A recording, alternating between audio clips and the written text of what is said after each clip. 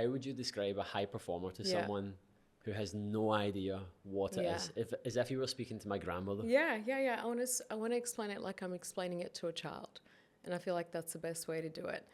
So if I'm thinking about a high performer, I'm looking at some of my clients who are executives, founders, athletes, people who have achieved some things that are pretty incredible. They are the people that achieve a certain level of greatness and excellence. And what sets them apart is their capacity to push through more than most people can. So I think the first trait that makes a high performer is grit.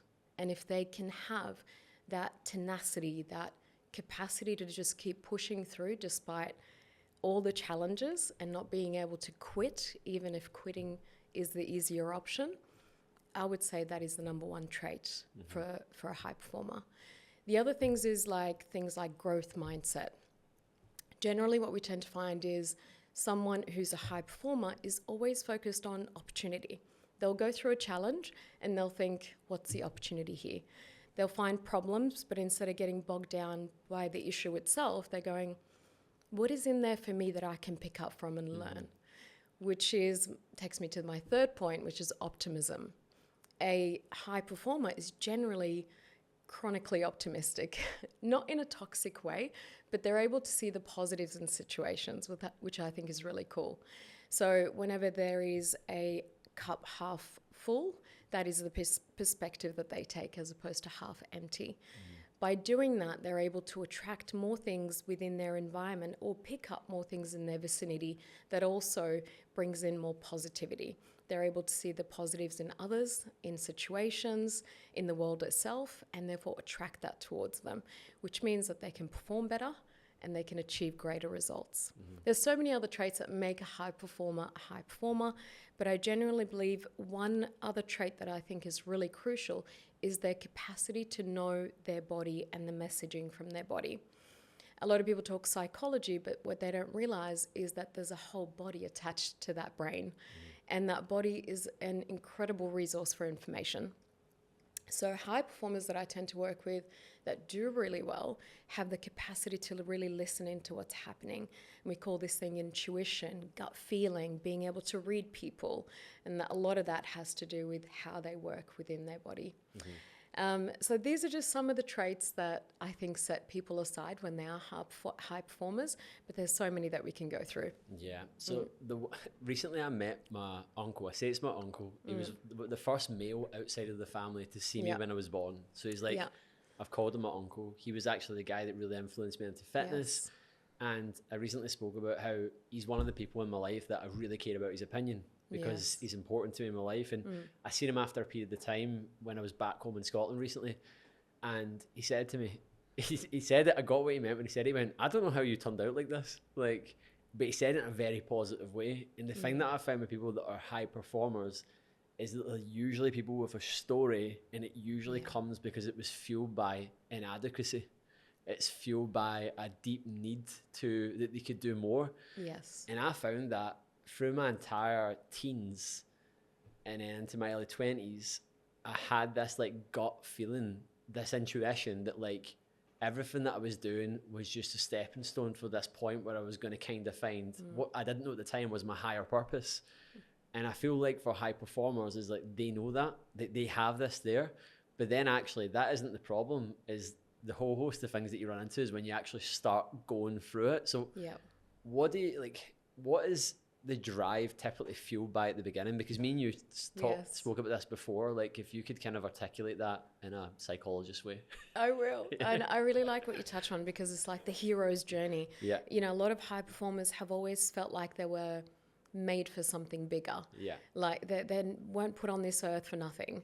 And there is a purpose, something bigger than themselves. So there's always a chase there, which I think is a really lovely trait to have, this continuous attachment to purpose and meaning and the hero's journey. And whatever complication they go through, it's this is a chapter in my book one day of how I went through complications and overcame them. So if we were to rewind and go to maybe chapter 1 or 2 of the hero's journey, for most high performers, that chapter revolves around some form of pain and suffering. let me explain that maybe in a different way. So when we think about, trauma, we think really awful, overtly abusive physical stuff and sexual assaults and, verbal and psychological. But sometimes neglect, emotional unavailability, being abandoned as a child, all of those things can actually form a part of someone's story and can actually be what we call a small letter T trauma.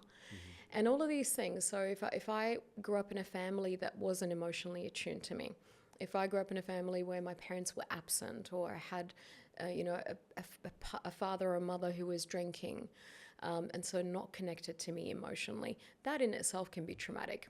So I just want to clarify that, when we say trauma, we don't just mean the overt stuff. It can actually be these smaller things, because to a child, that is traumatic. But to an adult, to you and I, retrospectively, we think that's not so bad, but not to the child. So when your emotional needs are not met, whether that is your need for attachment, being wanted, loved, connected, spontaneity, play, boundaries, all of those beautiful things that a child needs, we end up developing, a hunger, or we try to cope with it in some way.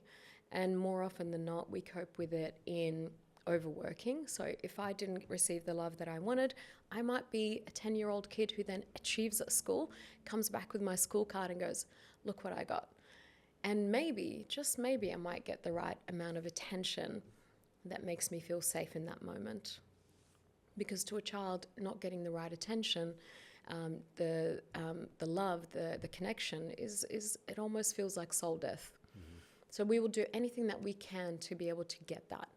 And we become really resourceful as kids and consciously and subconsciously form these patterning. For some of us, it becomes an addiction to food or watching TV or whatever it might be, because it's so painful to not receive the love that we need or the connection and attunement. We need to cope with it in some way. Yeah. To explain it in a psychological way, we either fight, flight, or freeze. So if I'm fighting from lack of love and lack of attunement, I might overcompensate and make myself really bigger, and I fight and I argue and I say I'm good, I'm grandiose. This is where we see some narcissistic traits. Or I might surrender to it and I'll go, okay, I'm not lovable, I'm not enough, so then I really don't reach my potential. I don't even try it at school, or don't really do the work that I need to be doing. Or I might flight, which means I might avoid this feeling of being unlovable, unworthy, not enough. And how do I avoid it? I'll avoid it with sex, drugs, alcohol, and overworking, and so many other examples. This is why when we see high performers now and we rewind, we see that early life, they may have missed out on things that they needed as children, basic emotional needs that we have all the way through to, to the day we die. Yeah. But because they missed out on that, they had to survive in some way, and they got really creative. And they survived through overworking, overachieving, overperforming. And you know what? Every time they did it, somebody looked at them and said, wow, that's pretty amazing. Wow, you're really good at this. Yeah, you're speaking to my soul. Yeah. And so, I'm saying basically my life story to some degree, as I share this. And you finally get that love, that connection, that approval, the recognition, the delight that most of us want as human beings. But then it helped you survive as a child, as an adolescent, maybe even as a young adult. Mm-hmm. But you reach a point in your life where that fuel that you use to get you to where you are is no longer the fuel that's going to get you to the next level. Yeah. And that is where we need to actually go, I need to look at this. If I really want to remove this ceiling that I've put over my head, whether it's a revenue ceiling or a ceiling around personal development, I really need to look at what is it that I'm really needing that I'm not giving myself, that I'm seeking external to me. Mm-hmm. Yeah. I can resonate with that a lot. I don't know if you've heard of Tony Robbins talking about the seasons of life model. And he breaks it down into those 4 seasons. You've got spring, summer, fall, and winter. And he breaks it down. He's like, the summer's the hardest. That's adolescence. That's like from the year of 21. So you typically leave school. You have to start fending for yourself. You're at this point where you've done everything with other people simultaneously. Now you're at this point where there's a lot of inadequacies pointed out. You've got a lot of proving to yourself. And he's like, summer's hot, it's hard, it's challenging, it's a time where like you can go to war, you can be conscribed. He's just using examples, but then he's like, people can spend like most of their 20s and 30s in summer.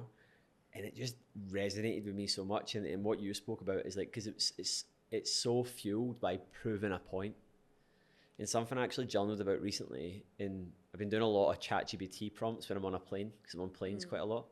And I just unloaded my life story to it. And I'm like, can you give me 10 questions for this and this? I want to do some questions on the plane that give me these amazing questions, like at different points. And one of them was, what's a story that you're still telling yourself that's no longer true, that you need to let go of, that's driven you to this point? It was something along the lines of that.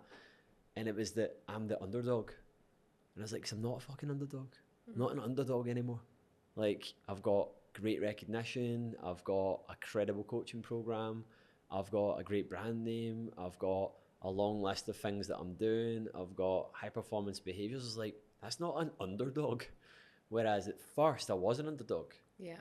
And there was a part of me like, whoa, like, I need to stop saying that. It's not even that I was saying it. Like, there's just a still belief in your mind that you're like, you're doing this and you have to let it go, man. Like, absolutely. But saying to yourself, I'm an underdog, creates some sort of like story, pull, right? Yeah, and that's and energy. Like, I'm the underdog. I've got something to prove. So it's actually recruiting and mobilizing you for action. Yeah. But again, it's that fuel that you no longer want to use. Yep. You know that that's not going to get you to where you want to be. It's gotten you this far, but it won't get you all the way. Because there's a different kind of fuel that we want to be able to tap into. Yeah. Most high performers have the belief that they're not good enough, that they're not, worthy, or they don't have much value. It's interesting because you see them achieving so much. They've done so much with their lives. And yet the belief that's under it is I'm not good enough. And it's such a contrast because we look at them and we assume that they're super, super confident. And that's not the truth. Actually, majority of us don't have the confidence, and it's that lack of confidence that makes us fight so hard for it so that we can prove that we're good enough, but all the while underneath we don't believe it anyway. And it's just such a sticky situation to be in. I'd done when I went to therapy years ago in 2021, done this life story, kind of walked back the way and went through it. And then as I was doing that as like a personal task, I was also going to therapy once a week. Yeah. And the two things that really came up that really made me realize was I was an only child. So and I really grew up with my cousin, and my cousin was like the cool guy. And I didn't and what you said about the trauma with a small T is the best way I could probably describe it. That I was like, there's nothing, my upbringing was great and it was excellent, but there was so many things that I didn't like sport, but I get pushed to do sport. Like, I get pushed to not pushed to hang about with certain people, but there was so many things. And then amongst the family, so the cousins, it was like everyone was getting applauded for being a great footballer, and I was like, I don't even like that. But I didn't say that. So then there's all these beliefs building up, and then I had this idea that I was just the way I was. There was no more. And then it wasn't until I started to get into my teens that I was like, wait a minute. I didn't recognize it to that level of depth, but then I was like, I'm not a great man. And then I went into my early 20s, and then you started to connect with certain people that brought out that, the diamond in the rough that bring it out. And then you're like, wait a minute, I can actually do this. And then it wasn't until I was crashing and burning that I was like, what is going on, man? Why is my brain wired to a Mars bar? I can't stop thinking right now. I'm so fried. But because I've been driving it so much with this, it's when you talk about this, my life was good. It wasn't like my life was chaotic or my head was 100 miles an hour. And it was because I didn't realize that I was just driving from the wrong way. And I didn't just change that overnight. I just had to bring it to the surface and acknowledge it. And just kind of steer in a slight different direction. Then over time I was like, I feel a lot more relaxed now. It's interesting because it does take time to steer away. Yeah. And initially it's what you're wired to do. And we know that when there's neural pathways in your brain that have been formed, it is a highway, and you've been doing it for years and years and years. And when we're asking our clients, your clients and mine, to change, it's we have to also acknowledge how difficult it is to not drive on the highway and then go into a little Bali street instead. On a scooter. On a scooter, which is really rough. So we're kind of going, okay, well, maybe we can acknowledge that that's difficult, but there's another path. Can we acknowledge that there is a new way now? So firstly, they need to acknowledge that there is a different, path, a different fuel that they can use. Because a lot of people don't believe that. And they're scared that you and I will come into their lives as coaches and as psychologists, and we're going to now demand that they change their ways, and then they lose their edge and they lose all the things that they've achieved. And so a lot of that actually has to be preparation and creating a desire, finding a different path, whilst remaining feeling safe in some sense, that even if they do change the way that they work, they can still get really good results. If anything, they can do better. So part of our job is negotiating with our clients to help them see there is a better path and they don't have to lose their edge. Yeah. So this kind of takes me on to like a really good point that really ties into everything that we've been speaking about. And when I was thinking about this, I couldn't really put it into words, but it's actually kind of, I'm thinking about it better now. So there will always come a point where you hit a plateau. There will always come a point. But I always say plateaus don't exist. It's all psychological. It's all the way that you're looking at it. How would you imagine someone's at this point right now where they feel like a rock in a hard place? Maybe they're at a certain point of revenue they can't get past, a certain point athletically that they can't figure out, a certain point, whatever they're pushing towards, and they're hitting this. What advice would you give to them that would let them look within a little bit more and understand that they're exactly where they need to be? Because so many folks just don't get this bit, and I'm just always trying to explain this to people. Absolutely. And it's so interesting when we try to work through finances and body and all of these things that feel external, and then we bring it back to the psychology, because ultimately that's what it comes down to. And I would imagine you'd have a similar process where we sit down and really figure out what are the beliefs that you have about yourself, about the world, about others, that are actually limiting you. And, there's a specific process that we go through as psychologists to be able to identify that. And a lot of the time it is a semi-structured interview and some psychometric testing that we do. And we really get to figure out and pinpoint where are the areas that are actually stopping you from getting to that next level that you want to go to. And by being able to find out what those belief systems are, we can do something with it. Because bringing the unconscious to the conscious, you can't unsee that now. It's there. It's visible to you. And you can actually work on and change your path forward. With most belief changes, it's really difficult because it's part of your psyche. It's who you are. And I'm trying to convince you otherwise. You can tell someone that they're good enough and they're lovable all you want, but if they don't believe it, they don't believe it. They'll kind of just brush you off. It has to be an inside job, not an external validation thing. So we start with the internal work first, because they've been getting external validation all their lives anyway. They've been doing it through work and achievement and accolades. So it's like, let's go and do the inside job, because until you patch that up from the inside, it's always going to be a big gaping hole that you're going to want to fill with accomplishments. And we don't want that for you. We want you to accomplish and achieve from wholeness, from a sense of enoughness. And those achievements are so much sweeter and they're so much more meaningful as well. So the way we like to work is we have to figure out, when did that belief system form? How old were you? What was going on at home? What was going on at school? What were the set of memories and experiences that you had that shaped the core of that belief system? Because we got to get it at the root. We can't just mow the lawn. So we go back, we pull out those weeds, and we use different techniques like eye movement, desensitization, and reprocessing, or EMDR, or we use schema therapy, lots of different modalities that we have in psychology. We go there and we break down those belief systems. But we've got to do that first. Otherwise, just telling someone to believe something differently, it doesn't actually work that well. Yeah, I think as well, in the conversation I'm having with a lot of people now, we run like weekly group calls, and I'm just making people aware that like they need to take ownership of the fact that it is going to be harder for some people because of their opportunities, their upbringing, their belief system. Especially the biggest one is around money.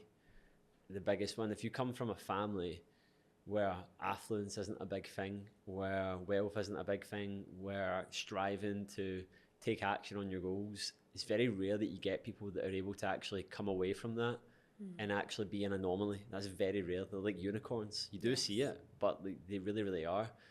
And a lot of people just don't really respect that sometimes, and they kind of just go on as if like they will always be the way that they are, and you're like, you just need to work through it. Like, you need to, I like what you said there, like, don't cut the grass, like, go back to the roots, because it's so true. Like, you need to acknowledge these things. And we don't even position ourselves as like fitness coaching anymore, yet some people try and make it so about fitness that that's their biggest bottleneck. So they're trying to change everything about themselves, and they're just trying to make it about training. And you're like, you need to acknowledge the deeper rooted stuff. But I think sometimes people do know that, but they're avoiding it. Absolutely. And I think we were talking about it earlier around, it takes a lot of vulnerability to own your mindset and to own your patterns and to speak to how you had some level of play in what's going on in your life. When you were a child, you had no control over that. That's generally when our belief systems are really cementing. We had no control over that. We were kids. But as we grow older, we now have a responsibility because we've got a sense of agency.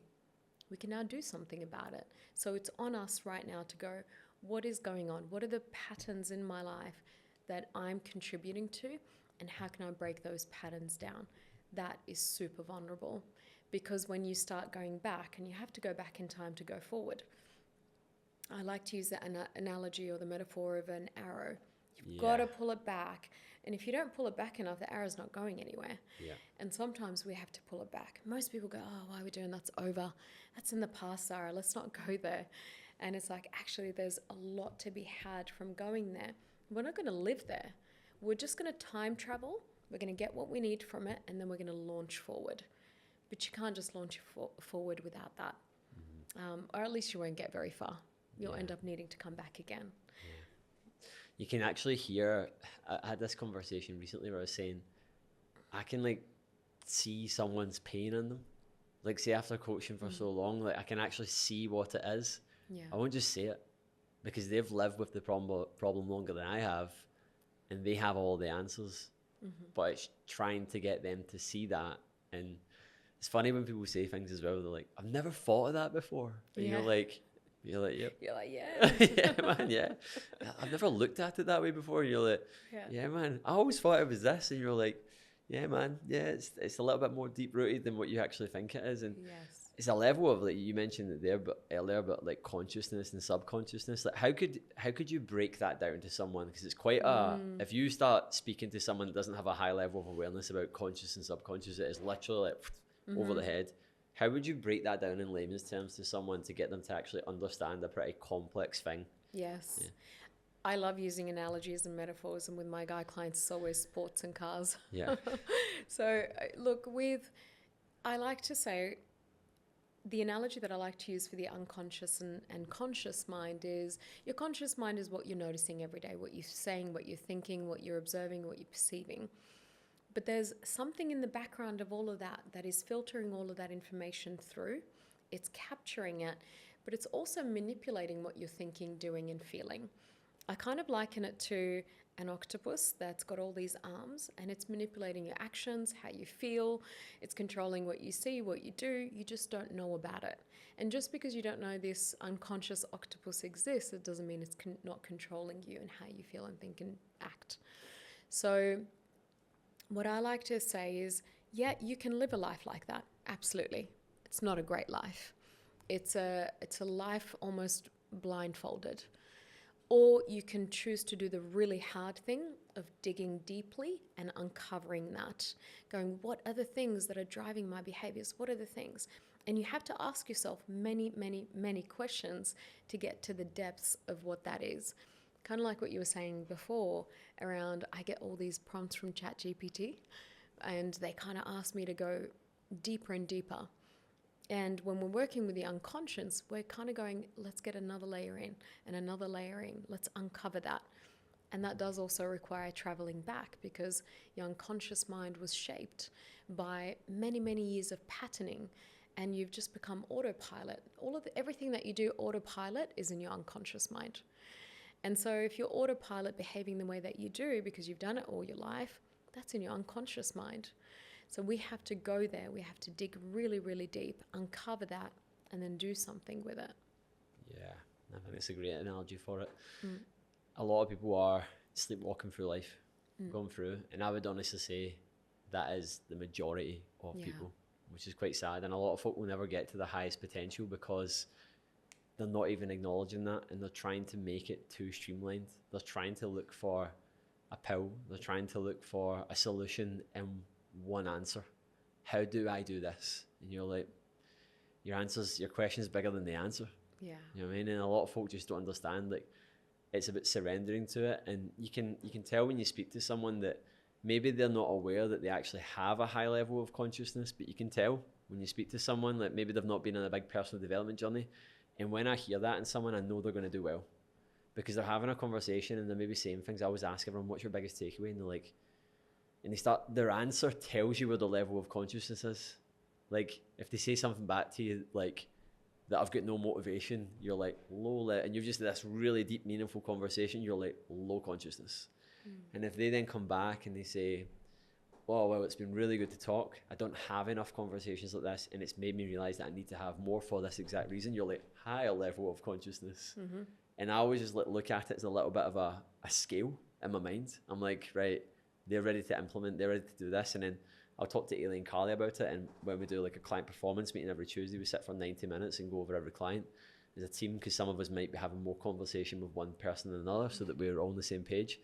And we'll be talking about tasks and do this. And there's some people that just aren't ready for certain tasks because of the level of consciousness, and they need to focus on another area. And then sometimes with people, I'll say to them, they don't need any more. They just need to do what they're meant to be doing to then get that. And then see, when you hear people come back to you, and you can actually hear the shift in it.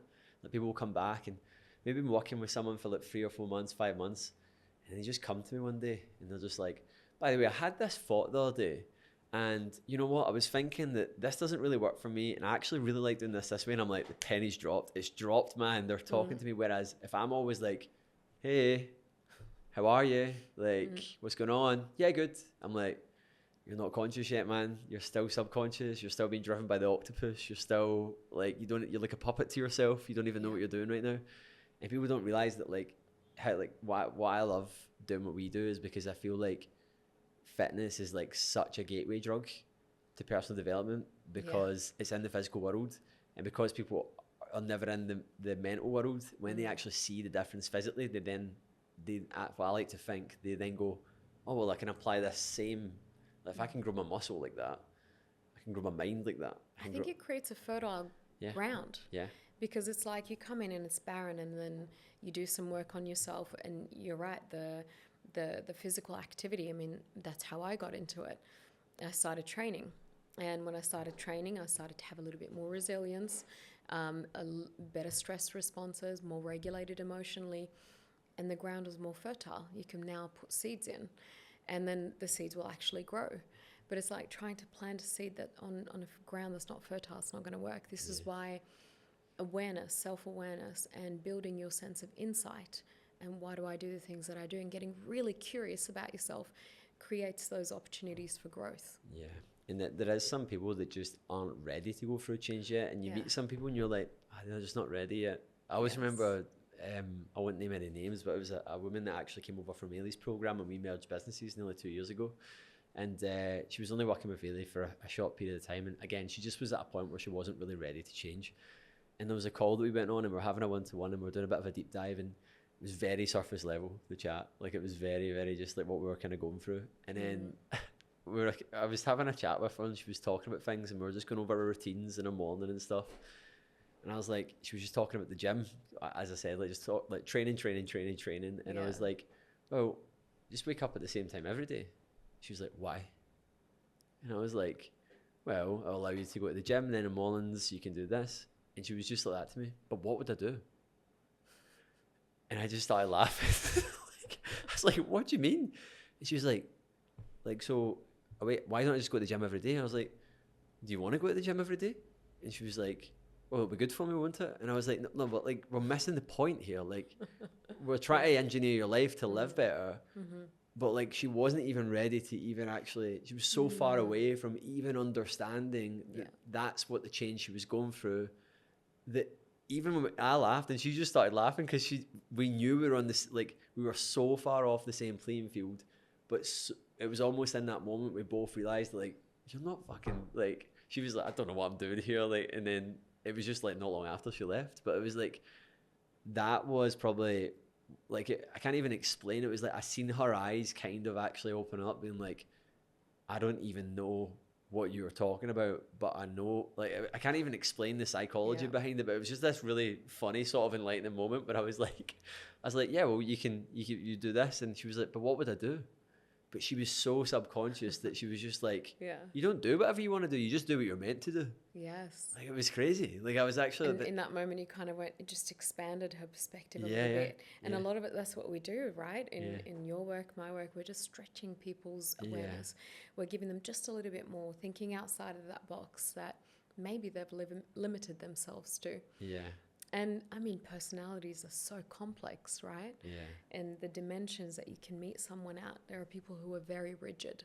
Yeah. And there is no flexibility with how they see themselves or the world. And so we might meet them and it'll be incredibly jarring to even have a conversation with them. But that's the spectrums that we exist on different personality traits, whether it's, you know, narcissism or borderline or histrionic or all of these different personality dimensions. And we all have a little bit of each, right? You know, we have to have a little level of narcissism to exist and see value in ourselves. And it's like, where does the toggle go from low to high?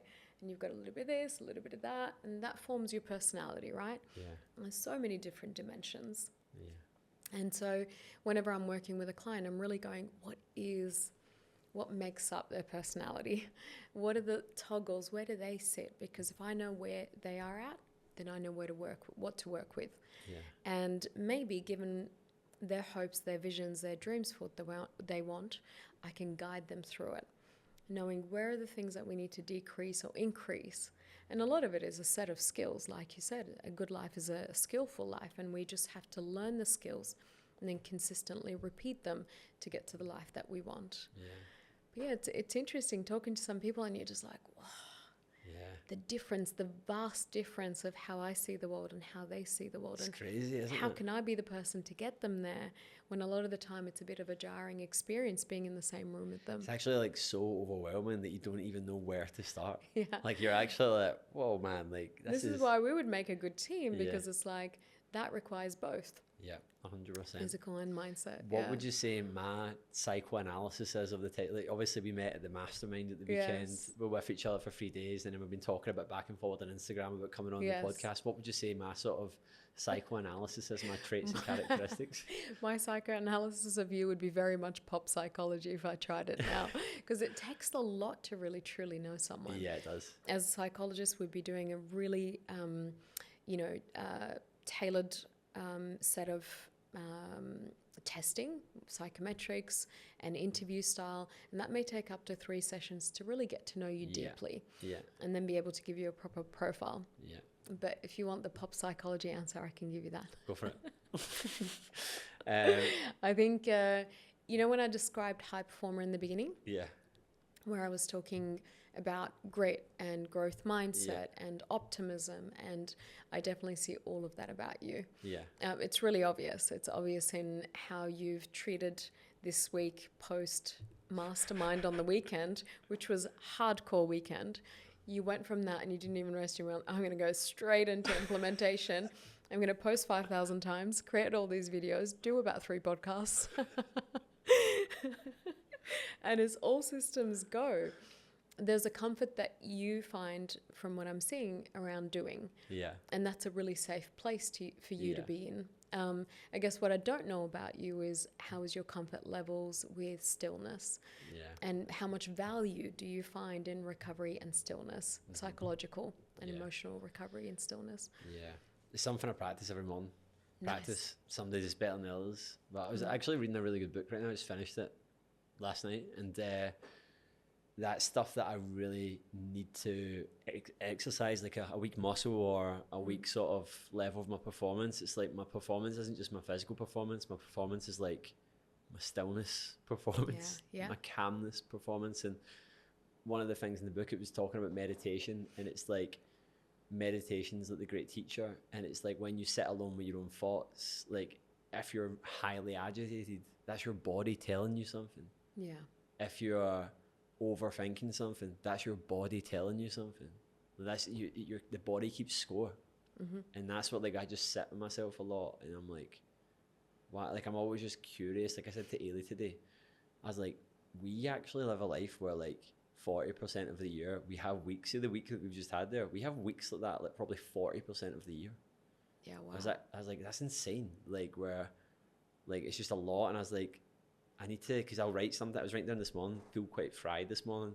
I was like, I want to write that down less, because I don't want to feel fried a lot. And it's like, but also I'm aware that we travel a lot, and that's a huge thing that does that. And it's like, well, what chapter of my life am I in? What's the compromise? What's the change that we need to make as a result of that? But stillness is something, like, I'm really practicing. Like, I enjoy it. I do enjoy it. I feel like you're touching on this really important topic that a lot of people are talking about at the moment, around this idea of balance. And how I don't believe it exists when you're a high performer. It's kind of like, you know, telling an athlete to not train so much. You know, they're at that level, and they also thrive off performing in that way.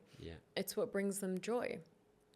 So telling them to, you know, do this and do that, and you know, just have that balance in your life is just not conducive to the life that makes them feel like they've got meaning.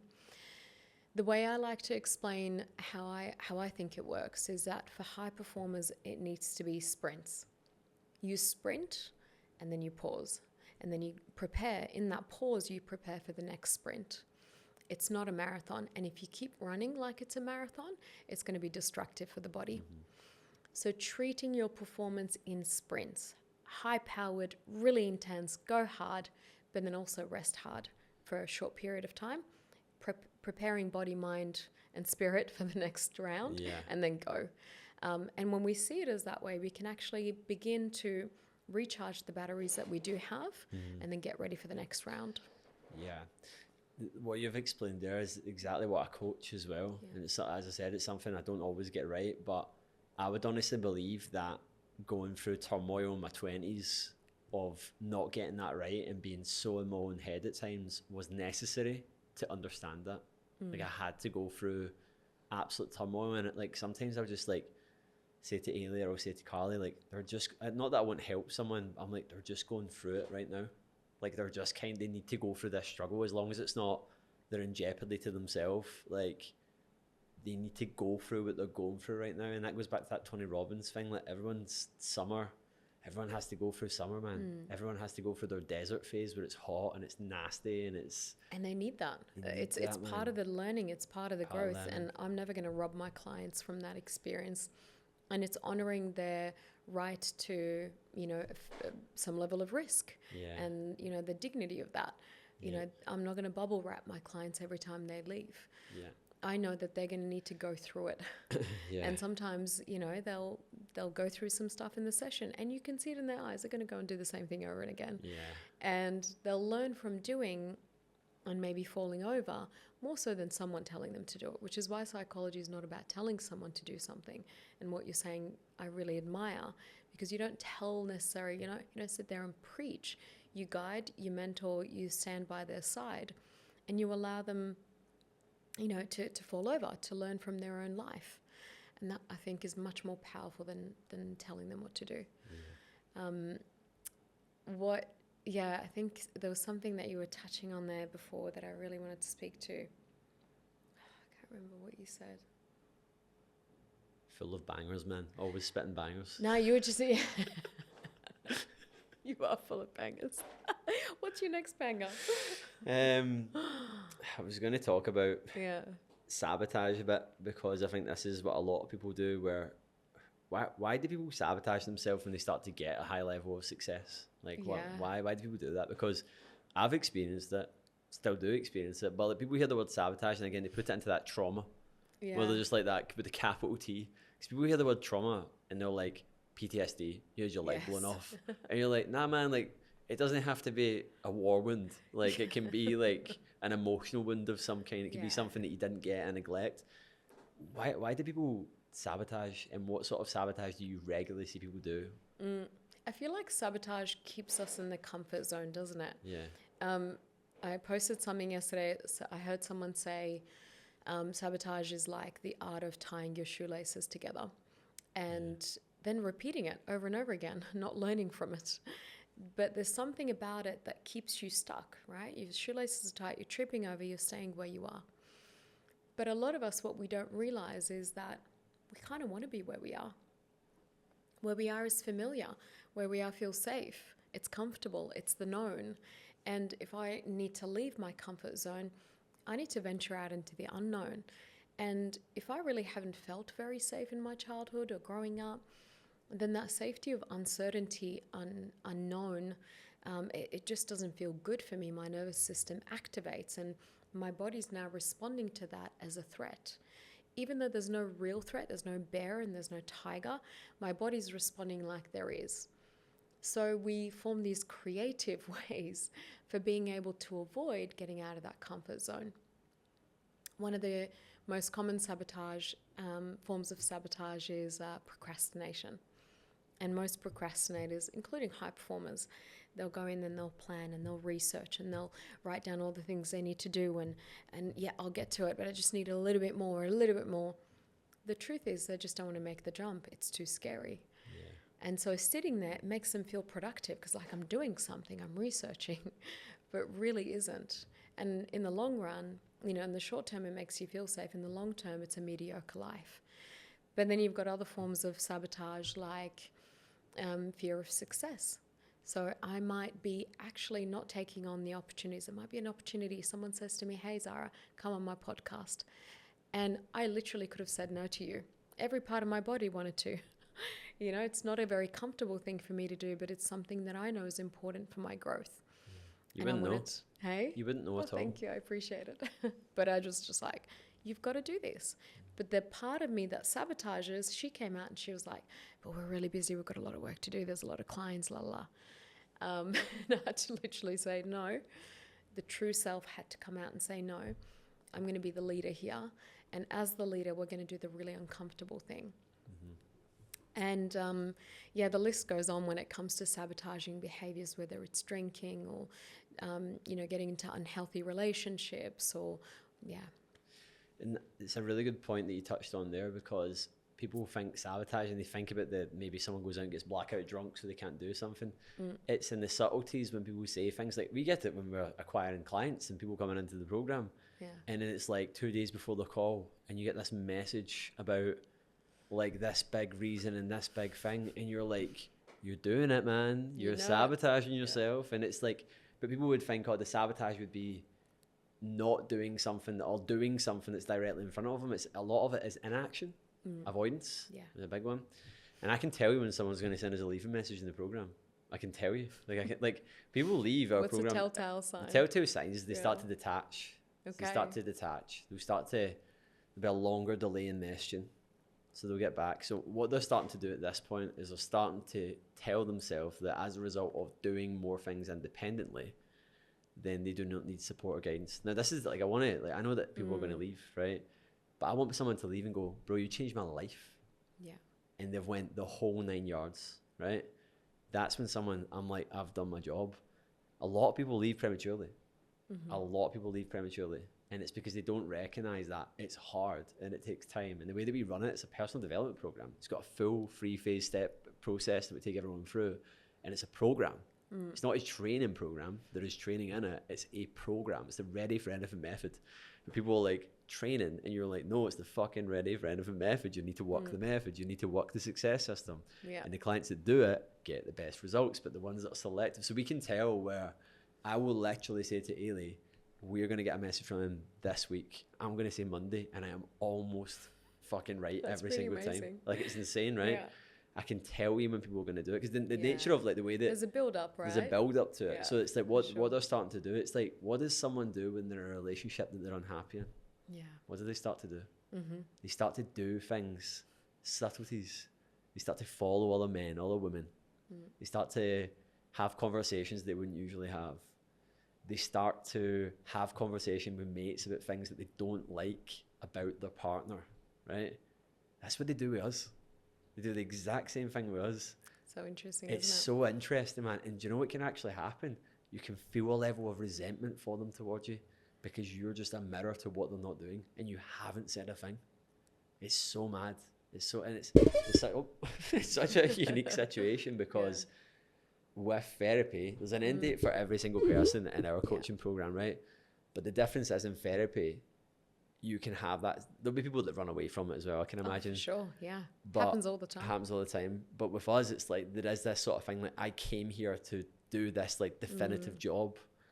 So like when they get to this point where there's this like, I'm not doing it and they're not looking within, they're not at that level, they're not embracing the type of change that you go through, they just experience negative emotion, which they then associate with you.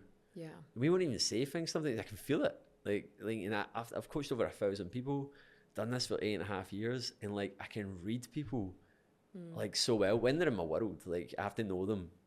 I wouldn't just say I can read someone that I don't know. Like if I'm spent a good amount of time, I can tell them what they're going to do. I can tell them why they're doing it. I can articulate their problems better than they can. But when they have to want that, and I'll just say that to folk and I'll get to the point, but like, look, I know what you're doing here. I know what you're feeling right now. And I'm going to tell you your two futures right now. If you keep doing this, you're going to probably resent me, Ellie, and Carly. You're going to get to the point where we're just going to be a subtle reminder of what you're not doing. So your options are right now, we work on this, we do this, we communicate this way, or you keep doing what you're doing. And in a few weeks will go by and you'll leave. That's what will happen. Yeah. And people just but that works really well because the folk are like, I don't want that. Yeah. And you map it out, really. You map out for them, and I think sometimes giving people the pathways is a really important thing because here's what I think it's going to look like. Because you can be miserable. That's always an option. Staying miserable is always an option. I always make it clear to my clients, you can choose that. But you also have different choices and options available to you. And you get to decide which one you're wanting to go to. However, not choosing something different, even though it's really uncomfortable where they are, it's still somehow in a strange way familiar and safe. So if I want to get them out of that comfort zone and stopping sabotaging, what I like to do is stretch their comfort zone slowly. So I might get them to do really small acts of opposite action to what the feeling is saying. So most sabotaging that we do is because of the fear that we might feel, or maybe some level of shame. And so if I get them to notice the emotion that they're feeling in the body and the build up to wanting to avoid or whatever the sabotaging behavior is, then I can get them to have that awareness of, oh, this is what my body's telling me to do now. Okay, pause. The emotion's telling me to do this. That emotion is unjustified. It doesn't fit the facts. There's nothing to be scared of. You know, this is good. This is amazing. This is rich. And so it's like, okay, I know that this emotion is going to lead me astray if I follow it. So what I want to do is do the opposite to it. It's literally a skill we call opposite action to emotion. And so when you do that, so me saying yes to this podcast is opposite action to emotion. Emotion was like, no, I'm too scared. Opposite action was like, do it anyway. And so on. So there's all these examples for your clients. It'd be like, oh, I just cancel. I've got a lot in my life going on at the moment, and you can really justify the hell out of it. Yeah. But then if you were to pause and really check in, you start to see there's a fear. This is what I always do. Yeah. It's not me. It's not all this list of things that I've just created. It's actually there's a fear that's driving this behavior, and this fear is not where I want to operate from. Yes. Because if I let the fear lead the way, then my life is not going to look the way I want it to. It's what it represents. It's not the thing. It's not, and this is what I say to people all right. I'm like, I can't like you're absolutely right in your thought process. You're not wrong, right? This is the logical part. Is like what you're thinking, what you're saying, what you're doing is not wrong. Yeah. But here's the thing: if you do this now, where does it end? And that's what folk don't. It's like it doesn't just end at this thing that you're trying to make it about. It ends never. Like you just keep operating from the place of fear, the place of scarcity, and then you're always wondering why. Why is it I can't get past this point? Why is it that I always go here? Why is it I'm so good at this but I can't do that? And you're like, avoidance. You're just avoiding. Success lies in all of the work that you're avoiding. And it's like, I'll say to people sometimes, again, when that heightened level of awareness is going up, I'm like, and it's clicking, and I'm like, look, I know that you might be like, that's nuance. I was like, you're doing all of these things right now. This thing that you don't actually really think much of, do it. Trust me. Give it a few weeks. And then they're like, Kristian. They're like, what? And you're like, yep, that's it. And it's like, it becomes these little vectors where you're just trying to change like that. But people want it to be this big thing. They want it to be so more complicated than it actually is. And you're like, no, man, it's like this little thing and it'll give you so much back. Yeah. It really will. But we're going to have to round it off there because that's been the time. And Wow. we'll need to do a part 2. Absolutely. We were a little bit late on coming in here because we were actually talking before. There's so much we can talk about. I know. We'll do a part 2. Yeah, I'd love that for sure. Yeah. And, you know, I'd be curious to, you know, I don't know how this gets released, but maybe questions come from that. Yes. And I'd love to be guided by that too. Yeah. There's a world of wealth. Yeah, there really of is. knowledge that comes through when it comes to high performance and how you and I can support. So I'd love to be a part of that. Yeah, definitely. Well, guys, you heard it there from Zara. If you have any questions, thoughts, any points you would like us to actually discuss, we'll definitely organise another episode. I'm here for another couple of months anyway. But yeah, as always, I hope you've enjoyed that. I'll put Zara's details in the show notes below, so you can find her on Instagram, you can find her on any other channels, LinkedIn. Yes. And we just started on LinkedIn this week. Getting out of my comfort zone. I've posted 5 times. How many times you posted? Damn it, you're making me very accountable. This is too vulnerable. And guys, make sure that you've subscribed to the channel. Anyway, see you later. Goodbye.